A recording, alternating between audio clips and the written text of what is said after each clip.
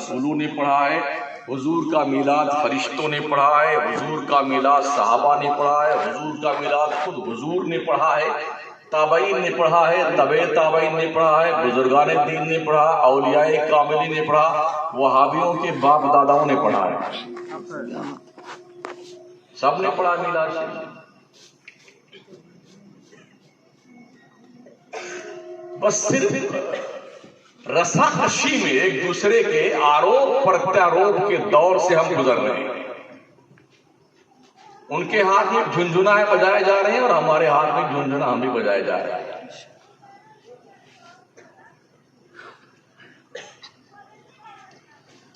میں نے جو آیت مبارکہ تلاوت کی ہے وہ 28ویں پارے کی آیت ہے۔ اللہ نے اپنا انٹروڈکشن کروایا کہ اللہ کون ہے۔ ہم آپ سے پوچھیں اللہ کون ہے تو آپ کہیں گے وہ اللہ ہے جس نے ہمیں پیدا کیا، اللہ وہ جس نے زمین بنائی، اللہ وہ جس نے آسمان بنایا، جو زندگی دیتا ہے، جو موت دیتا ہے، اسے اللہ کہتے ہیں۔ آئیے اللہ سے پوچھتے ہیں اللہ تو کون ہے، تو اللہ فرماتا هو الذی بعث فی الامیین رسولا منہم، اللہ وہ ہے جس نے ان پڑھوں میں انہی میں سے ایک رسول مبعوث فرمایا۔ اللہ نے اپنا آئیڈی پروف حضور کی ذات ستودہ صفات کے حوالے سے دیا ہے۔ اے لوگوں اگر تم مجھے پہچاننا چاہتے ہو تو میرے معتبر حوالے کی ضرورت ایک ہی ہے، وہ محمد مصطفیٰ کی ذات ہے۔ اللہ نے اپنا انٹروڈکشن، اپنا آئیڈی پروف حضور کے حوالے سے دیا۔ حضور کے حوالے سے پتہ یہ چلا جب حضور کے حوالے کے بغیر اللہ کو ماننا معتبر نہیں ہے تو حضور کے بغیر جنت میں جانا کیسے ممکن ہو سکتا ہے؟ بعث فی الامیین رسولا، رب نے مبعوث کیا امیوں میں، ان پڑھوں میں، جاہلوں میں، اگیان لوگوں میں، اساکثر لوگوں میں ایک نبی پیدا کیا۔ اب اس نبی کی ذمہ داری کیا ہے؟ یتلو علیہم آیاتہ، وہ نبی اس امت پر، ان پڑھوں میں، گواروں پہ، اساکثر لوگوں پہ اللہ کی آیتیں تلاوت کرتا ہے۔ تلاوت کون کرے گا؟ جو پڑھا ہوا ہوگا، جو گریجویٹ ہوگا، جو کوالیفائیڈ ہوگا، جو ساکشر ہوگا، جس کے پاس علم ہوگا وہی پڑھے گا نا۔ جو لوگ یہ کہتے ہیں معاذ اللہ حضور ان پڑھ تھے، انہوں نے قرآن سمجھا نہیں ہے، بے شک انہیں یہ پتا نہیں کہ اللہ نے ان پڑھ رسول نہیں بھیجا ہے، ان پڑھوں میں رسول بھیجا ہے۔ اللہ نے ان پڑھوں میں رسول بھیجا، امیوں میں رسول بھیجا۔ حضور امی تھے، اس کا کیا مطلب ہوتا؟ امی کا مطلب ہوتا حضور پوری کائنات کی اصل ہے۔ ام کے معنی اصل سے ہوتے، ام کے معنی فاؤنڈیشن کے، ام کے معنی بنیاد کے، ام کے معنی ام القرى۔ مکہ کا ایک نام ام القرى بھی ہے۔ ہمارے نبی اس حیثیت سے امی کہلاتے ہیں۔ امی کا معنی ان پڑھ کے لیے استعمال نہیں، حضور کے لیے۔ اگر حضور ان پڑھ ہوتے تو یہ کونین کو قرآن کو تیرا باپ کس نے سکھایا قرآن؟ اور ان لوگوں کو خود نہ تھے جو راہ پر اوروں کے ہادی بن گئے، کیا نظر تھی جس نے مردوں کو مسیحا کر دیا۔ پیغمبر آخر الزمان صلی اللہ تعالی علیہ وسلم جس ماحول میں خاکدان گیتی کی جلوہ گر ہوئی، آپ کے جد امجد حضرت اسماعیل علیہ السلام، آپ کے ابا حضور حضرت عبداللہ رضی اللہ عنہ، یہ دونوں ذبح ہونے والے تھے۔ اللہ نے ان دونوں کو اپنے کرم سے نور مصطفیٰ کے صدقے میں ان کو بچایا۔ میرا نبی خود فرماتا انا ابن الذبیحین، میں دو ذبیحوں کا بیٹا ہوں۔ ہمارے نبی کا نور جب حضرت اسماعیل کے پشت میں تھا، اس وقت ان کو چھری کے نیچے حضرت ابراہیم نے لٹایا تھا ذبح کرنے کے لیے۔ تو نور مصطفیٰ کا صدقہ تھا کہ حضرت اسماعیل کو ذبح کرنے سے بچا کر کے اللہ نے ان کے بدلے میں دمبا نکال دیا۔ اور حضرت عبداللہ کے جب نمبر آیا ذبح ہونے کے لیے، زمزم کا کنواں ڈھونڈ رہے تھے آپ کے جد امجد حضرت عبد المطلب، اس لیے کہ حاجیوں کو، عمرہ کرنے والوں کو پانی پلانے کی ذمہ داری حضرت عبد المطلب کی تھی۔ تو وہ دعا مانگتے تھے، اے کاش زمزم کا پتہ چل جاتا، کنویں کا پتہ چل جاتا تو میں اسے ڈھونڈ نکالتا، کھود کر کے پانی نکالتا۔ یہ ان کی سوچ 24 گھنٹہ رہتی تھی۔ کئی بار انہوں نے کنواں کھودا مگر پانی نہیں ملا، پھر اس کو بند کر دیا۔ پانی صحرا میں بڑی مشکل سے ملتا ہے، ہمارے راجستھان میں آئیے بڑی مشکل سے پانی ملتا ہے۔ 800 فٹ پانی کے لیے کنواں کھودنا پڑتا، بورنگ کروانا پڑتا، پھر کبھی نکل آیا تو سبحان اللہ، اور نکلا بھی تو کھارا نکلا کہ میٹھا اس کا پتہ نہیں ہے۔ ریگستان میں پانی بہت نیچے ہوتا ہے، عربستان اور ریگستان، ہمارے راجستھان کی زمین کافی ملتی جلتی ہے، وہاں بھی ریگستان، ریت بہت زیادہ ہے، پہاڑ بہت زیادہ ہے۔ راجستھان میں بھی ریت بہت زیادہ ہے، پہاڑ بہت زیادہ ہے۔ وہاں کی بھی پہاڑ کالے ہیں مکہ مدینہ کے، اور ہمارے راجستھان کا بھی پہاڑ کالا ہے۔ آپ کے ایم پی میں پہاڑ دیکھا تو یہاں ہریالی پہاڑوں کے اوپر ہے، لیکن وہاں کے پتھر بہت کالے ہیں۔ مکے مدینے کی زمینوں پر ببول کے کانٹوں والے درخت دیکھے ہم نے، اور راجستھان میں بھی ببول کے بہت سارے درخت پائے جاتے ہیں۔ وہاں بھی اونٹوں کی بہت تعداد پائی جاتی ہے، راجستھان میں بہت سارے اونٹوں کی تعداد پائی جاتی ہے۔ کافی حد تک مکے کے ریگستان کی اور راجستھان کے ریگستان کی زمین میچ کھاتی ہے۔ شاید یہی وجہ تھی کہ عطا رسول کا سلیکشن اس سرزمین کے لیے کیا گیا، کیونکہ مصطفیٰ نے اس سرزمین کو موم بنایا تھا جہاں پر زمین بھی پتھر کی تھی، مکان بھی پتھر کے تھے، دل بھی پتھر کے تھے، دماغ بھی پتھر کے تھے، دکان بھی پتھر کی تھی، ہاتھوں میں پتھر تھے۔ ہمارے حضور نے ان پتھروں والی زمین کو گلو لالو نسترن جیسی زمین بنا دیا۔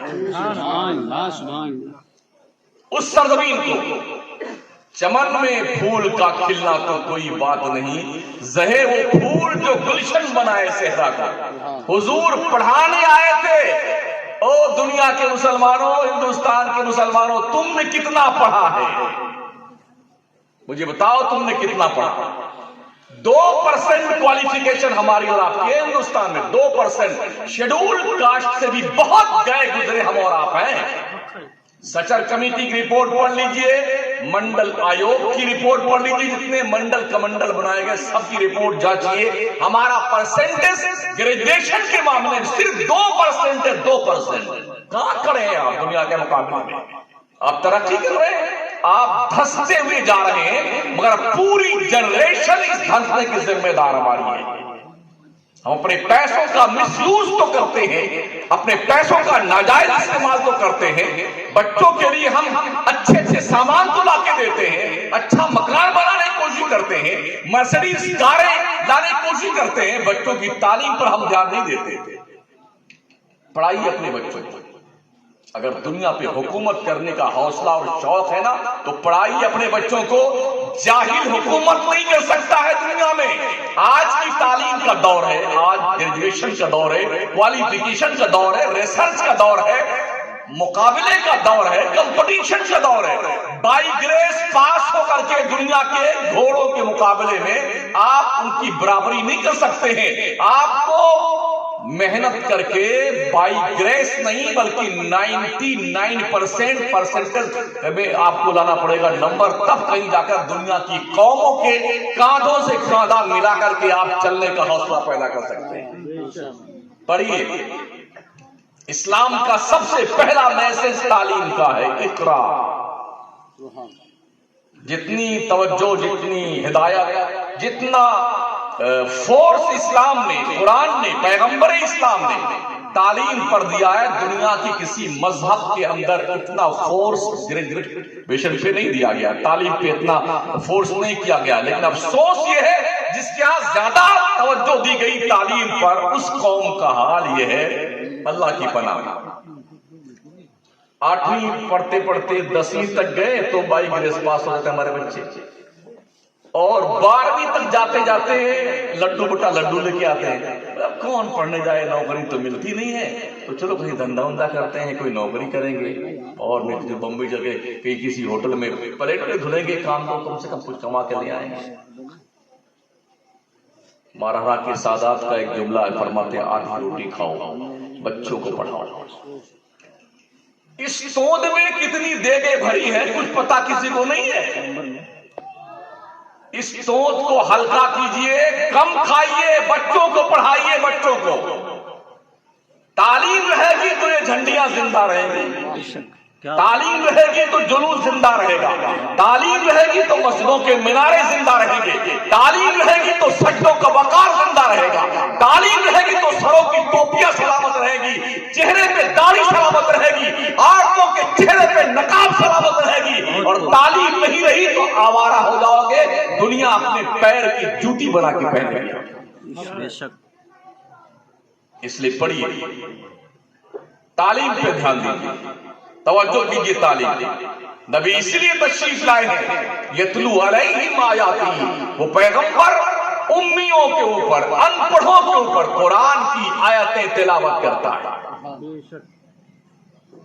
پہلا مدرسہ کھولا گیا تھا دار ارقم میں، مکے کی سرزمین پر۔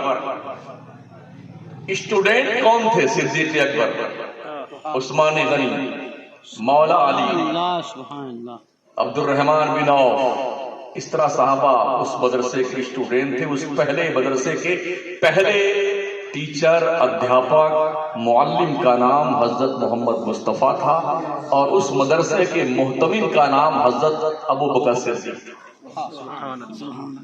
چھپ چھپ کے پڑھتے تھے، چھپ چھپ کے مصطفیٰ پڑھاتے تھے۔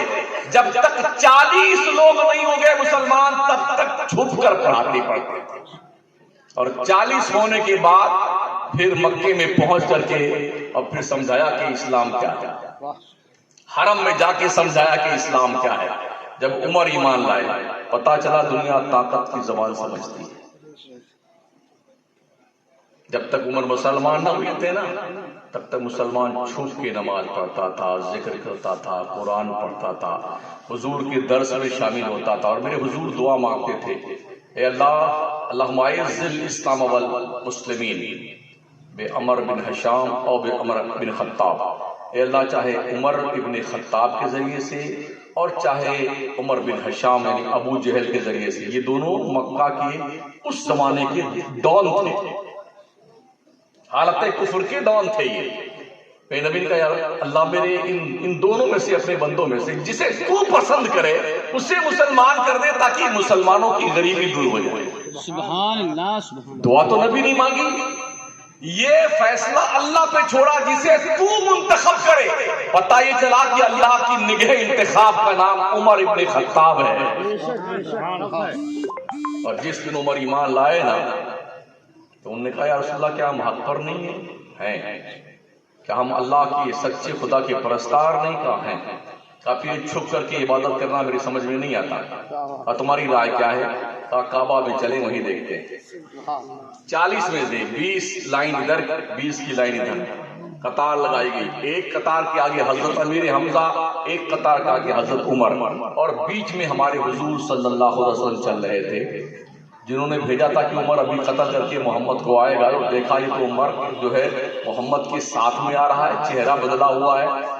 ہمت نہ پڑی، اس سے پہلے اگر کوئی مسلمان اپنا مسلمان ہونا ظاہر کر دیتا تو لوگ پٹک پٹک کے مارتے تھے، لیکن جب عمر مسلمان ہو گئے نا، اب آج دیکھا کہ عمر ان کے ساتھ آ رہا ہے۔ جتنے منڈلی کے لوگ بیٹھے تھے کعبہ کے چاروں طرف، چودھری کی کرسی لگائے، چپ کے اٹھ کے اپنے گھروں میں بھاگ کے چپ گئے، بڑی شان سے کعبہ کا طواف کیا۔ سبحان اللہ، طواف کر کے فارغ ہوئے، عمر نے دیکھا سب گھس گئے اپنے گھروں میں، تو ایک ایک دروازہ جا کر کے پیٹا، کہا باہر نکل۔ بہت مسلمانوں کو مارتا تھا نا عمر، ابھی اب مسلمان ہو گیا، تیری ماں نے دودھ پلایا تو عمر کو ٹچ کر کے بتاتا۔ توجہ ہے آپ؟ دنیا طاقت کی زبان سمجھتی ہے۔ طاقتور بنیے، پہلوان بنیے، باڈی بلڈر بنیے، جوڈو کراٹے سیکھیے، سمجھ رہے ہیں؟ یہ دیش کے بھی کام آئے گا اور سیلف ڈیفنس کے بھی کام آئے گا۔ محنت کیجیے، ہم سے اچھا کھانا وانا کوئی نہیں کھاتا دنیا میں،